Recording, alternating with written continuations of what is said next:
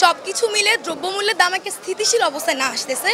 যতদিন আমরা আমাদের বিশ্ববিদ্যালয় কার্যক্রম শুরু করতে না পারতেছি, অ্যাটলিস্ট ততদিন আমরা আছি। যাতে করে একজন দরিদ্র মানুষ পেট ভরে 3 বেলা ভাত মাছ খেতে পারে। কেজি প্রতি 40 টাকা করে দাম কমেছে, এটা অনেকটা ইতিবাচক কথা। আপনারা তো জানেনই যে আমাদের যে কোনো কার্যক্রমের প্রথমটা ছিল হচ্ছে দেশ পরিষ্কার এবং ট্রাফিকিং।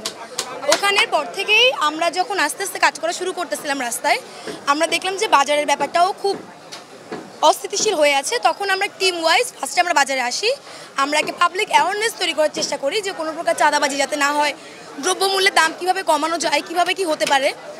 আমরা যখন এগুলো নিয়ে 2 দিন আমরা শুধু আলাপ করেছি সবার সঙ্গে, সবজি বিক্রেতা হোক, মাংস বিক্রেতা হোক, মাছ বিক্রেতা হোক, আমরা আলাপ করেছি।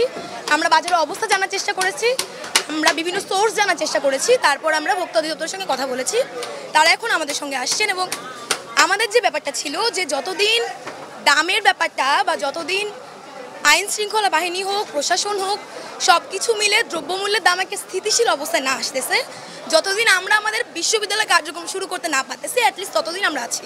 বাজার নিয়ে আমরা ভীষণভাবে আশাবাদী, কারণ আমাদের মূল্য কমছে। আমরা গত কয়েকদিন যাবৎ আমরা মাঠে আছি, ছোট ছোট টিম নিয়ে সবাই দিন রাত সবাই কাজ করে যাচ্ছে। তো প্রত্যেকজন ছাত্র সচেতন থেকে কাজ করছে।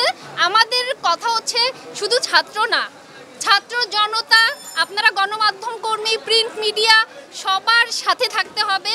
সবার একত্রিত আমাদের এই মনিটরিং কার্যক্রম চালাতে হবে, যাতে করে একজন দরিদ্র মানুষ পেট ভরে 3 বেলা ভাত মাছ খেতে পারে। অনেক কাস্টমারই আমাদেরকে ভুয়া নিউজ দিচ্ছে।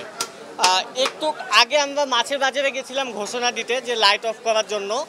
ওই সময় একজন কাস্টমার আসে বলে সে 5টা ইলিশ কিনছে 2100 টাকায়, আজকে 2টা ইলিশ কিনতেছে সে 2400 টাকায়। যখন তাকে বললাম আপনি এটার প্রুফ দেন, তারপর সে নাই। সো এই ধরনের যারা শিক্ষার্থীরা বাজার মনিটরিং করতেছেন, আপনারা এই ধরনের ভুয়া নিউজ শুনে ব্যবসায়ীদের উপর ক্ষোভ জমাবেন না। আপনারা নিজেরা মনিটরিং করুন এবং ব্যবসায়ীদের তাদের ভাষাটাও আপনারা বোঝার চেষ্টা করুন।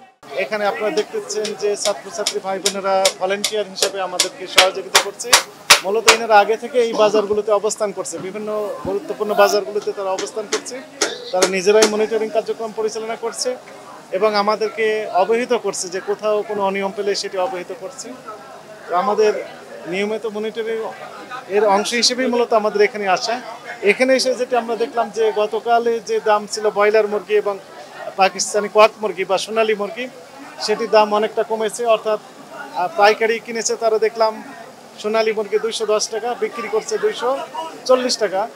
তো আগের দিনও বিক্রি হয়েছিল 280 টাকা পর্যন্ত, অর্থাৎ কেজি প্রতি 40 টাকা করে দাম কমেছে, এটা অনেকটা ইতিবাচক কথা।